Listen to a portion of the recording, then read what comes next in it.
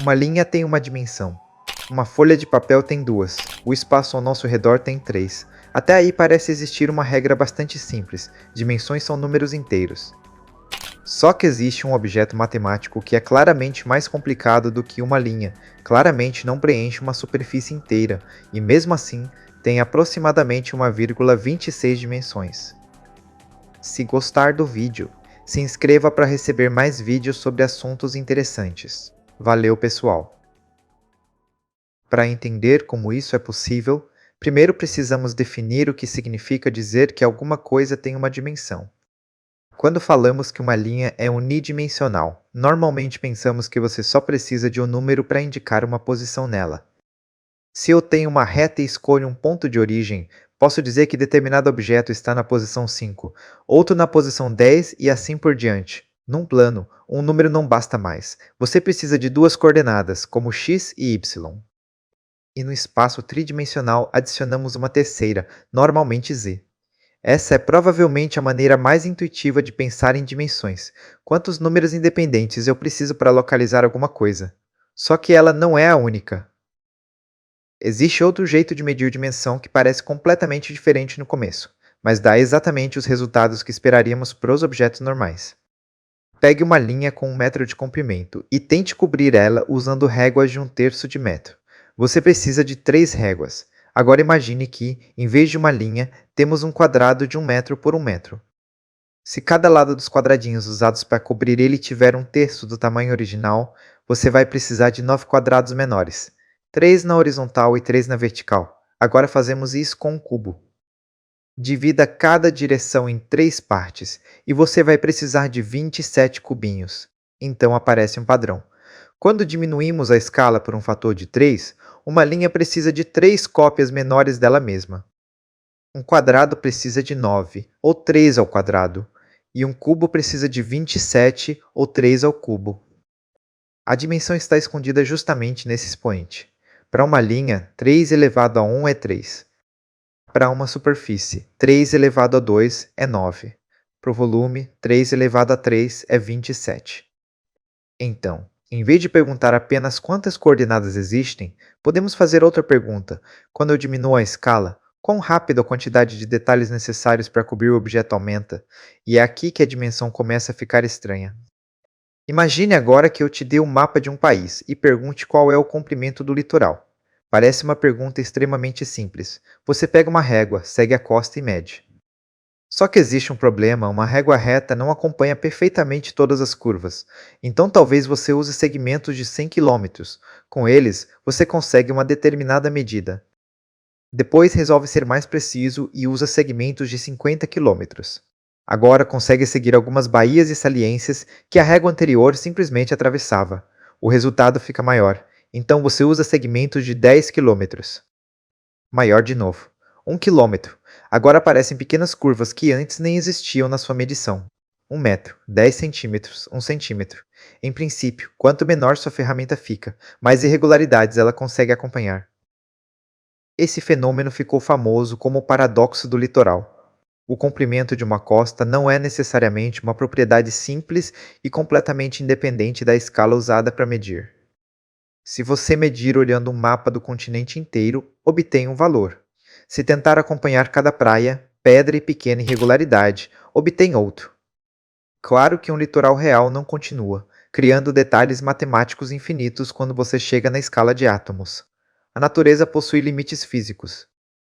Mas durante uma grande faixa de escalas, algumas formas naturais apresentam uma característica muito interessante. Quanto mais você aproxima, mais complexidade continua aparecendo. Na década de 1960, Benoit Mandelbrot usou justamente medidas de litorais para discutir uma ideia que ele descreveu como dimensão fracionária. A costa não se comportava exatamente como uma linha perfeitamente lisa de dimensão 1, mas obviamente também não preenchia completamente o mapa como uma área de dimensão 2. Em certo sentido matemático, sua complexidade podia ficar no meio. Mas litorais são bagunçados. Então vamos construir um objeto no qual isso aconteça de maneira perfeita. Comece com uma única linha. Divida ela em 3 partes iguais. Agora pegue o terço do meio e substitua ele por duas linhas inclinadas, formando uma pequena ponta parecida com os dois lados de um triângulo. No começo existia um segmento. Agora existem 4 segmentos, e cada um possui exatamente um terço do comprimento do original. Depois fazemos a mesma coisa novamente em cada um desses 4 segmentos. Cada segmento vira 4 novos segmentos menores. Agora temos 16. Repetimos outra vez e aparecem 64. Depois 256. Depois 1024. E o processo continua para sempre. Esse objeto é chamado de curva de Coe. E ele possui algumas propriedades completamente absurdas. Primeiro, vamos olhar para o comprimento. A linha original tinha, digamos, 1 metro. Na primeira transformação, cada segmento possui um terço de metro, mas agora existem 4 deles. Então, o comprimento total virou 4 terços de metro. Na próxima etapa, o comprimento novamente é multiplicado por 4 terços. Depois de novo, e de novo. Como 4 terços é maior que 1, repetir isso infinitamente faz o comprimento crescer sem limite. A curva de Coe possui comprimento infinito. Só que ela continua presa dentro de uma região finita do plano. Você não precisa de uma tela infinitamente grande para desenhar versões cada vez melhores dela. Ela simplesmente vai ficando mais enrugada em escalas cada vez menores. Se juntarmos 3 curvas desse tipo formando uma figura fechada, conseguimos o famoso floco de neve de Coe. O perímetro desse floco cresce infinitamente, enquanto a área dentro dele converge para um valor finito. Ou seja, você consegue ter uma figura com área limitada cercada por uma borda de comprimento infinito. E agora finalmente chegamos às 1,26 dimensões. Lembra do teste de escala? Numa linha normal, quando diminuíamos o tamanho por 3, precisávamos de 3 pedaços. Na curva de Coe, quando diminuímos a escala por 3, precisamos de 4 cópias menores para reconstruir a forma original. Então precisamos encontrar um número que responda à seguinte pergunta: 3 elevado a q é igual a 4. Esse número não é 1, porque 3 elevado a 1 é 3. Também não é 2, porque 3 elevado a 2 é 9. Ele está em algum lugar no meio. Matematicamente, podemos descobrir usando logaritmos. A dimensão é igual ao logaritmo de 4 dividido pelo logaritmo de 3. O resultado é aproximadamente 1,261859. É daí que vem as 1,26 dimensões. Isso não significa que existe uma misteriosa direção espacial de 0,26 aparecendo na curva. Você não consegue andar 26% para dentro de uma dimensão secreta. A palavra dimensão está medindo outra propriedade. Ela está dizendo como a quantidade de estrutura aumenta conforme mudamos de escala. Uma linha comum tem dimensão 1 porque, quando aumentamos a resolução 3 vezes, precisamos aproximadamente de 3 vezes mais pedaços para descrevê-la. Uma superfície tem dimensão 2 porque precisamos de aproximadamente 9 vezes mais. A curva de Coe precisa de 4 vezes mais. Ela cresce em complexidade mais rápido do que uma linha, mas muito mais devagar do que uma superfície inteira. Por isso, 1,26 faz bastante sentido. Ela é mais cheia do que uma curva comum, mas ainda está longe de preencher completamente uma área. Existe até uma maneira relativamente intuitiva de enxergar isso usando quadradinhos.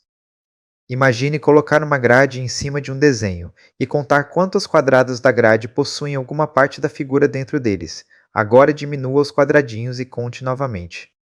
Para uma linha reta, se os quadrados tiverem metade do tamanho, você vai precisar de aproximadamente 2 vezes mais. Para uma região sólida, vai precisar de aproximadamente 4 vezes mais. Num fractal, podemos observar como esse número cresce e usar essa relação para estimar aquilo que recebe o nome de dimensão de contagem de caixas ou Box Counting Dimension. Ela não é sempre exatamente igual a outras definições matemáticas de dimensão, mas em fractais simples e perfeitamente autossimilares, como a curva de Coe, essas ideias coincidem no valor que queremos. E isso é importante, porque não existe uma única definição de dimensão capaz de fazer absolutamente tudo. Temos dimensão topológica, dimensão de Hausdorff, dimensão de Minkowski, também chamada de box counting, e outras definições criadas para estudar propriedades diferentes. Para objetos comuns, muitas delas dão a mesma resposta. Uma linha continua sendo 1, um quadrado continua sendo 2, Um cubo continua sendo 3. É quando começamos a construir conjuntos muito estranhos que as diferenças ficam interessantes, e a curva de cor nem é o caso mais estranho. Pegue um triângulo preenchido. Divida ele em 4 triângulos menores iguais e remova o triângulo central. Agora repita o processo nos 3 que sobraram. Depois repita novamente e continue para sempre. Isso produz o triângulo de Sierpinski. Quando reduzimos a escala pela metade, encontramos 3 cópias da figura original. Então, sua dimensão é o logaritmo de 3 dividido pelo logaritmo de 2, aproximadamente 1,585. Ele também está entre uma linha e uma superfície, mas está mais perto de 2 dimensões do que a curva de cor. Visualmente isso faz sentido. O triângulo de Sierpinski ocupa o plano de uma maneira muito mais espalhada. Podemos ir na outra direção também. Existe um objeto chamado conjunto de Cantor. Começamos com uma linha, removemos o terço central, depois removemos o terço central de cada pedaço restante. Depois fazemos a mesma coisa de novo, infinitamente. No final, sobra um conjunto de pontos extremamente estranho. Quando reduzimos a escala por 3, encontramos apenas 2 cópias. Sua dimensão é o logaritmo de 2, dividido pelo logaritmo de 3, aproximadamente 0,63. Agora temos uma coisa com dimensão menor do que 1, mas maior do que 0. Ela não é uma linha completa. Ao mesmo tempo, possui uma estrutura muito mais rica do que simplesmente alguns pontos isolados. Dá até para construir um equivalente tridimensional. Comece com um cubo e divida ele em 27 cubinhos.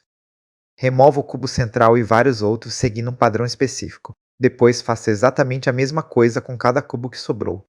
Repetindo isso infinitamente, aparece a esponja de Menger. A dimensão dela é aproximadamente 2,73. Ela é mais complexa do que uma superfície, mas não chega a preencher um volume tridimensional sólido. Então, dimensão fracionária não é uma exceção bizarra envolvendo uma vírgula 26. Podemos construir objetos com dimensão 0,63, 1,26, 1,58, 2,73 e incontáveis outros valores. Só que os exemplos matemáticos têm uma propriedade que a natureza raramente possui de maneira perfeita: autossimilaridade infinita. Na curva de Core, você pode ampliar uma parte quantas vezes quiser e o mesmo padrão continua reaparecendo. Na vida real, isso eventualmente para.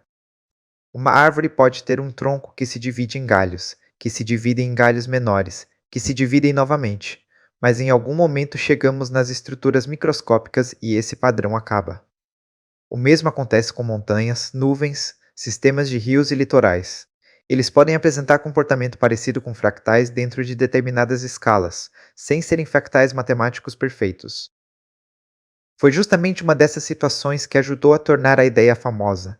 Ao analisar dados de medições geográficas, Mandelbrot discutiu como certos litorais podiam ser descritos por dimensões maiores do que 1. No caso da costa oeste da Grã-Bretanha, ele interpretou os dados disponíveis como correspondentes aproximadamente a uma dimensão de 1,25.